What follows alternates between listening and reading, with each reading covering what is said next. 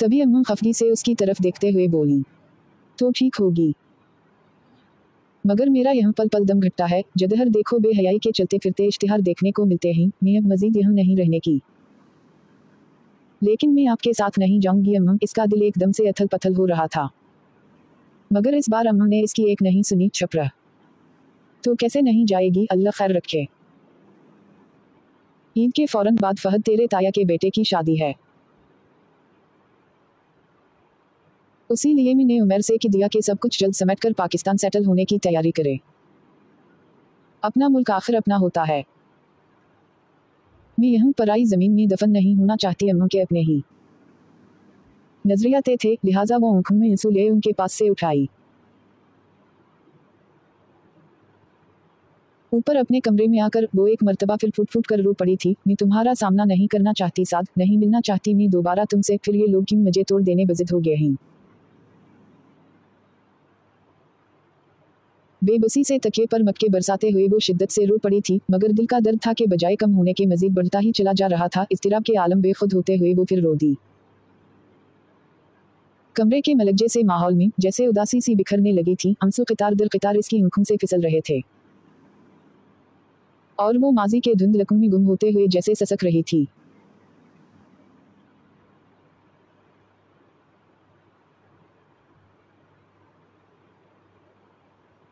अफफ इतनी गर्मी, ऊपर से पैदल मार्च करते हुए मीलों के फासले पर घर पहुंचना। निदा मुझे संभाल यार, मैं बेहोश होने लगी हूँ। कंधे पर कॉलेज बैग रुकाए, सर पर फाइल धरे वो अपने मखसूस खलनडरा अंदाज में अपनी अजीज जान फ्रेंड निदा फारूकी से पैदल घर आते हुए की रही थी। जब निदा चुड़कर बोली, अच्छा है तो यहाँ बेहोश होकर गिर जा, शायद उसी बहाने कोई शरीफ आदमी हमें मुफ्त लिफट देकर घर पहुंचा दे। अरे क्या जबरदस्त आइडिया दिया है। मेरी नाकस अकल में तो ये बातें ही नहीं थी। निदा के यूं ही कहे अल्फाज को पकड़ते हुए वो कुछ इस अंदाज से बोली कि वो खुद भी हैरान रह गई। बहाट कहना क्या चाह रही है तो कहना नहीं, कुछ दिखाना चाह रही हूँ। देख कोई अच्छी सी गाड़ी वाला शरीफ बंदा हमारे करीब से गुजरा तो मैं जानबूझकर इसकी गाड़ी से टकरा जाऊंगी और झूठ मूठ बेहोशी का नाटक भी चलेगा। इस पर तुम बावला मचा देना, तब इस शरीफ बंदे के पास स्वाय हमें बाहिफाजत घर छोड़ने के कोई रास्ता नहीं बचेगा। ना बाबा ना इस खेल में रसक बहुत है। एक तो मुझे सैरीसली चोट लगने का खतरा है, दूसरे हम किसी पर एतबार भी नहीं कर सकते। अब किसी के चेहरे पर तो नहीं लिखा होता कि वो शरीफ है। ओ माय गॉड, तो इतना डरती क्यों है यार। मैं ना, तेरे साथ कुछ नहीं होगा। अब बन छोड़ी है तो उसका खमियाजा भी भुगतना ही पड़ेगा। इसका अपना ही मखसूस अंदाज होता था, अजहद मासूमाना और बेबाक।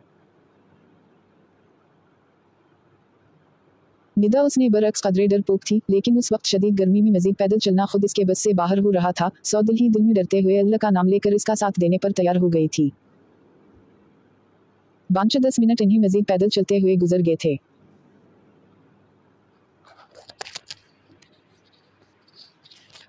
तब अचानक एक ब्लैक शराट कदरे स्लो रफ्तार में आंख जूनी इन्हीं दिखाई दी। सबरीना निदा को बाखबर करके तेजी से भागते हुए उसकी तरफ लपक आई। ___ सद शकर के गाड़ी ड्राइव करने वाला मुकम्मल तौर पर बाखबर था, उगरना ये ड्रामा उसे महंगा भी पड़ सकता था।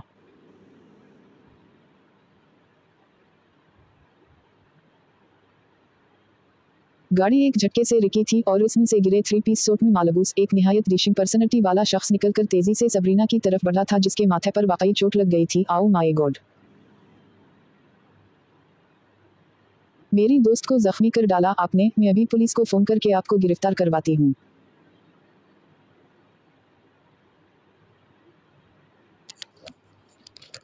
सबरीना को माथा पकड़े कराहटे देखकर निदा ने फौरा अपना किरदार अदा किया था। जब वो खूबसूरत सा शख्स कदरे परेशान होते हुए बोला, आओ मसूरी, मैं तो खासी एहतियात से ड्राइविंग कर रहा था। आपकी दोस्त खुद ही भागते हुए अचानक गाड़ी के उगी सामने आ गई थी। एक तो चोरी, ऊपर से सीना जोरी। मैं कुछ नहीं जानती, फौरा घर छोड़कर आई।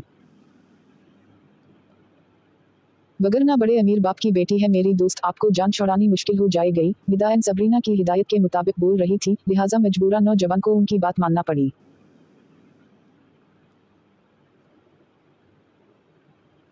अच्छी जबरदस्ती है, ज़ेर-लब बड़बड़ाकर उसने गाड़ी का पिछला दरवाजा खोलते हुए कहा था। जब निदा सरत से सबरीना को संभालकर फौरा अंदर बर्जमान हो गई, तपती दोपहर में एयर कंडीशन गाड़ी की ठंडक ने गहरा सुकून बख्शा था।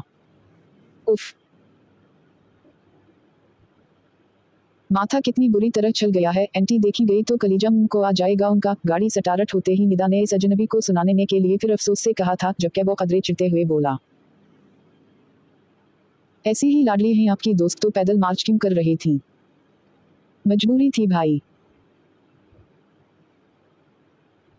क्योंकि हमारी दोस्त काफी रहमदिल भी वाकई हुई ही, अपनी गाड़ी मुलाजिम को दे दी। इस बेचारा की बीवी बीमार थी, अस्पताल ले जाना था, लिहाजा इन्होंने हातिम ताई के कब्र पर लात मारते हुए गाड़ी उनके हवाले की और खुद पैदल ही घर को चल पड़ी।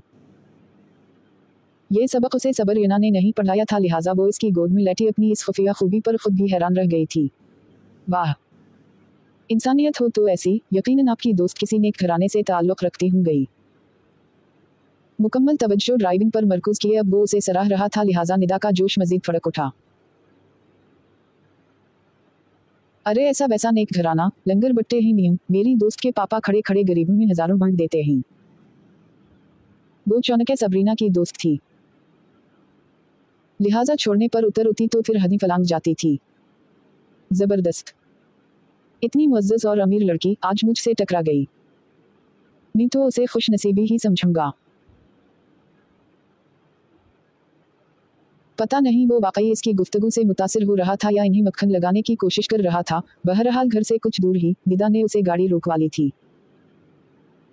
बस यूं ही रोक दी, किसी मुलाजिम ने देख लिया तो घर में सबरीना से बाज़परस शुरू हो जाएगी।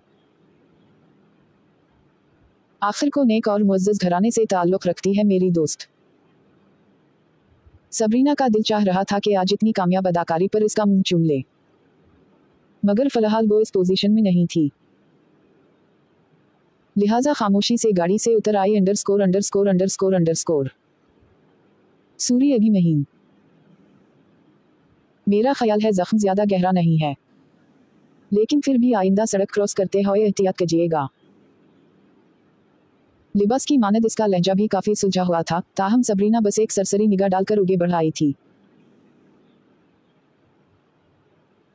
अगले कुछ ही लम्हों में वो गाड़ी लेके वहां से गायब हो गया तो दोनों दोस्त एक दूसरे के हाथों पर हाथ मरकर खुशगवार अंदाज में खिलखिला उठी। बोल, कैसा रहा मेरा आइडिया? घर के करीब पहुंचकर सिब्बी ने निदा से पूछा था, जब वो भी अपने घर में दाखिल होते हुए हंसकर बोली। जबरदस्त, आइंदा भी आपकी जहानत से जरूर फायदा उठाएंगे। अगले रोज संडे था और इन्हें अपनी अजीज तरीन दोस्त मारिया जहीर की शादी में शिरकत के लिए जाना था। दोनों ने काफी फले से ही तैयारी कर रखी थी। निदा की निस्बत सिब्बी का घराना कम खुशहाल था।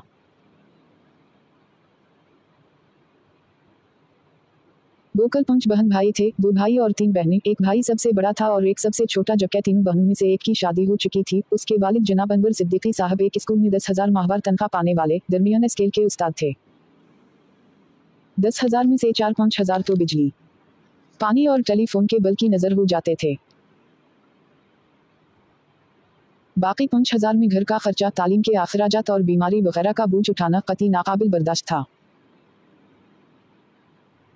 नतीजाता अनवर साहब को कई बार अपने जानने वालों से कर्ज लेना पड़ा। गुर्बत के बाइस आए दिन घर में हंगामे होते रहते थे, मगर सबरीना ने अपनी खलनडरी तबीयत के बाइस कभी इन झगड़ों को दिल पर नहीं लिया था। वो हर हाल में खुश रहने वाली लड़की थी। सिब्बी और निदा का साथ बचपन का था। दोनों ने एक ही स्कूल में मैट्रिक तक तालीम हासिल की थी और अब निदा की इसरार और मदद पर सिब्बी उसी के कॉलेज में ग्रेजुएशन भी कर रही थी और दोनों का आखिरी साल भी था। बैचलर ऑफ आर्ट्स के बाद निदा का इरादा तो यूनिवर्सिटी ज्वाइन करने का था।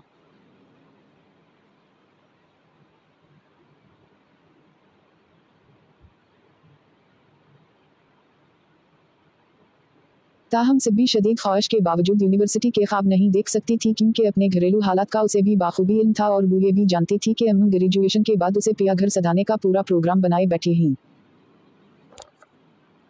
लिहाजा यूनिवर्सिटी ज्वाइन करने का वो सोच भी नहीं सकती थी।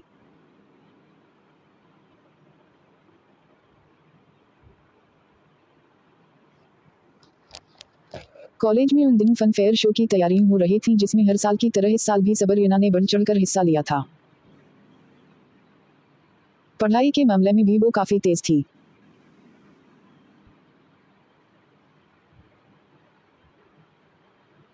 मारिया जहीर की शादी का फंक्शन चूंकि रात को रखा गया था, लिहाजा उसे बड़ी मुश्किल से इस तकरीब में शिरकत की इजाजत मिल सकी थी, वो भी महज निदा फारूकी के बेहद इसरार पर, जिसने अम्मू को मुकम्मल इत्मीनान दिलाया था कि वो पल पल इसके साथ रहेगी। रात को तकरीबन 9 बजे टैक्सी के जरिए वो अपनी अमीर तरीन दोस्त मारिया जहीर के महल जैसे घर के वसी लॉन में पहुंची थी, जिसकी डेकोरेशन इस दर्जा महारत और उम्दगी के साथ की गई थी कि सबरीना के साथ साथ निदा की आंखें भी हैरत से फटी की फटी रह गईं। मारिया उनसे निहायत मोहब्बत और अपनायत से पेश आती। फंक्शन अभी शुरू नहीं हुआ था, मेहमान भी बराए नाम ही आए थे। मारिया को मेहंदी लग चुकी थी, मगर वो अभी तक बाकायदा दुल्हन नहीं बनी थी, क्योंकि फंक्शन स्टार्ट होने में अभी बहुत टाइम था। मजीद 1 घंटा कैसे गुजर गया, सबरीना को एहसास तक ना हो सका। मौका और तकरीब की मुनासिबत से आज उसने खासा नफीस सा लाइट पर्पल और सी ग्रीन के कॉम्बिनेशन का खूबसूरत पहन रखा था, जो वो बड़ी मिन्नतों से अपनी बड़ी बहन से इस तकरीब के लिए मांग कर लाई थी। जदीद तराश खराश और जरा सी मेहनत से वो सूट इस पर बेहद जच गया था। वो कमरे में मारिया के पास ही बैठी थी, जबकि निदा का कुछ पता नहीं था कि वो कहाँ रूपोश हो गई थी। शहर की मारूफ ब्यूटिशियन के माहिर हाथों ने आम से नकुश वाली मारिया जहीर को चंदे आफ्ताब बना डाला, तो मारिया ने पास बैठी सादा से सबरीना को भी पकड़कर इसके उगे बैठा दिया। नम्रा, ये मेरी सबसे अच्छी दोस्त है, थोड़ी इस पर भी मेहनत हो जाए, ब्यूटिशियन से मुखातिब होकर उसने कहा था, जबकि सबरीना ना ही करती रह गई थी। मगर मारिया ने इसकी एक नहीं सुनी। नतीजतन तकरीबा आधे घंटे के बाद ही सबरीना ने आईना देखा तो बेसाख्ता इसकी चीख निकल गई। ये इतनी हसीन लड़की कौन है, मैं तो हरगिज नहीं हो सकती। इसके अल्फाज पर मारिया के साथ साथ नमरहे के चेहरे पर भी मुस्कुराहट बिखर गई थी। उफ अल्लाह, मुझे तो आज पता चला है कि मैं इतनी हसीन हूँ। वैसे शक्र का कलिमा पढ़ के तेरा निकाह हो गया, उगरना तेरे सरताज पर भी मेरा जादू चल सकता था। इस बार उसने मारिया के कान में सरगोशी की थी, जवाब में इसका जबरदस्त धमुका इसकी पीठ पर पड़ा। यहाँ आकर वो वाकई वक्त की तेज रफ्तारी को फरामोश कर चुकी थी। रात के तकरीबन 11:30 बजे मारिया को स्टेज पर लाया गया तो वो इसके हमराह थी। मारिया के स्टेज पर इतने ही तमाम लाइट्स और कैमरे ऑन हो गई थीं। धड़ाधड़ बनती तस्वीरों में इसका खूबसूरत रूप भी बराबर कैमरे की आंख में अलिफ रहा था। वो कुछ देर तो मारिया के पास बैठी रही, फिर स्टेज पर उसके रिश्तेदारों की आमदोरफत बढ़ी तो वो उसे बताकर आहिस्ता से वहां से उठाई।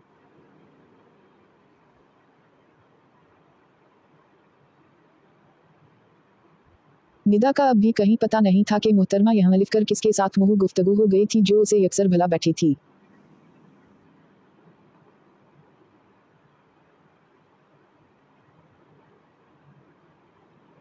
वो स्टेज से उतरकर सामने भी पड़ी चेयर्स में से एक पर बैठने ही लगी थी, जब किसी ने अपना मजबूत हाथ कुर्सी की पुष्ट पर जमा दिया। कदरे हैरानी से उसने पलट कर देखा तो नजर के सामने कुछ ही फासले पर वो डिशिंग सा शख्स खड़ा था, जिसने कल इन्हीं छुट्टी के बाद घर ड्रॉप किया था। बात ज्यादा दिन पर मुईत होती तो शायद सबरीना उसे भला भी देती, मगर कल का वाकया अभी जहन में ताज़ा था, लिहाजा इस पर खामख्वाह का रोक डालते होने बोली, इस बदतमीजी का मतलब? किस बदतमीजी का? मुकाबिल की पर शौक निगाहें बड़ी बेबाकी से इसके हसीन चेहरे का तवाफ कर रही थी, जबकि इसके गदाज़ मुहब्बम से अंदाज में मुस्कुरा रहे थे। ये सीट मेरी है, मैं पहले यहाँ थी। सबरीना का अंदाज कदरे खफा खफा सा था। आई सी, लेकिन इस पर हाथ पहले मेरा पड़ा है। वो अब भी इसके खफा खफा अंदाज से लुत्फकशी कर रहा था, तभी सबरीना को गुस्सा आ गया। देखिए, आप मुझे जानते नहीं हैं, तो किया हवा इतनी सी बात को दिल पर किया लेना। 2-3 बार यूं ही इत्तिफाक़ी टकराव होता रहा तो एक दूसरे के बारे में जान भी जाएंगे। वैसे मुझे साद यज़दानी कहते हैं, मारिया के भाई नौमान का बहुत करीबी दोस्त हूँ। इसके बोलने का अंदाज बहुत अटरीकीटू था। ठहरा ठहरा रगवाओ जमी सरायत करता हुआ, लेकिन सिब्बी इसकी सेहर अंगेज पर्सनालिटी से ज़ेर होना नहीं चाहती थी। तभी अकड़ कर बोली, 100 बहाट, आप साध हूँ या दवात, मुझे आपसे किया लेना देना। ना ये ना कहीं, हम दोनों बंदा बशर हैं। जिंदगी के किसी ना किसी मोड़ पर एक दूसरे की जरूरत पड़ सकती है। वैसे गर्मी बहुत है आपके मिजाज में। क्या बात है, दिन रात मिर्ची चबाती हैं क्या? वो अब भी इसके मुकाबले खड़ा कुर्सी की पुश्त को थामे हुए था। जब वो मजीद बरहम होते हुए बोली, जी नहीं, खून पीती हूँ दिन रात, और वो भी आप जैसे अमीर जादों का। आओ आसी, इसका मतलब आप हसीन चुड़ैल हैं। मुकाबिल के खूबसूरत होंठों में मुस्कुराहट और आंखों में शरारत नाच रही थी, जबकि सबरीना का चेहरा गुस्से से मजीद सुर्ख हो गया था। बहट चुड़ैल हो गई आपकी घरवाली और ड्रैकुला होंगे आप खुद समझे। अब के बेसाख्ता वो हंस पड़ा था। देखिए बीबी, बहट बीबी, मैं इतनी हसीन नौ उम्र दोशीज़ा बीबी दिखाई देती हूँ आपको। मारे गुस्से और सदमे के सबरीना का हाल देखने के लायक हो गया था, जबकि वो कदरे बौखला कर उसे देखने लगा था। देखिए मुहतरमा, मेरे कहने का मतलब ये नहीं था, बामुश्किल नरम अंदाज अपनाते हुए उसने वजाहत देना चाही थी, जबकि वो दरश्तगी से हाथ उठाकर उसे टूटते हुए बोली, बस, आपके कहने का मतलब जो भी था अच्छी तरह समझ गई हूँ, लेकिन कभी वक्त मिले तो अपनी शक्ल आईने में देख लिया करें। पूरे 10 बच्चों के बाप लगते हैं आप। शदीद खफगी के अंदाज में किकर कुर्सी को एक जोरदार ठोकर रसीद करते हुए अभी उगे बिरना ही चाहती के कराह कर रहेगी। हाय अम्मी जी। पांव पकड़कर चोट का जायजा लेते हुए वो वहीं ठहर गई तो साथ भी हंसते हुए इसके मुकाबला ठहरा, देखा बेजा गुस्सा करने वालों को अल्लाह फौरा सजा दे देता है। सबरीना जो पहले ही तकलीफ से बेहाल हो रही थी अब इसके तबसरे पर मजीद तप उठी, तभी खुशमिदी निगाहों से उसे घूरते हुए बोली, आपकी बेहतरी उसी में है कि अभी फिलहाल मेरे मुंह ना लगी, वरना मैं बहुत सरफरी लड़की हूँ, कुछ भी कर सकती हूँ। मसलन। दूसरी तरफ इसकी धमकी की परवाह किए बगैर खासा मजे से बोला तो सिब्बी का पारा मजीद चढ़ गया। लिहाजा इस बार उसने दंत कुचकुचाते हुए कहा था, मसलन मैं आपका सर भी फाड़ सकती हूँ। 69 वेलकम मीम, बंदा हाजिर है। वैसे फिलहाल ना सही, बाद में तो आपके मुंह लग सकता हूँ ना, वो भी शायद अपने नाम का एक ही था। ताहम इससे पहले कि सबरीना मजीद तनक कर कुछ कहती निदा तेज तेज चलती उसके करीब अलिफ गई। अरे क्या हवा सिब्बी, ये पांव पर चोट कैसे लग गई तेरे? इसकी नज़र सबसे फले सिब्बी के जख्मी पांव पर ही पड़ी थी, तभी फिक्रमंदी से बोली तो साथ फिर बेसाख्ता बोल उठा, डोंट वरी मुहतरमा, आपकी दोस्त दर्द प्रूफ हैं, कल एक्सीडेंट का उन पर कुछ असर नहीं हुआ तो ये बेचारी मामूली सी चोट उनका क्या बिगाड़ सकती है। अरे आप भी यही हैं। How amazing this. वो उसे फले ही देख चुकी थी, अब तो महज बन रही थी, लिहाजा जवाब में साद ने महज मुस्कुराकर इस बात में सर हिला दिया।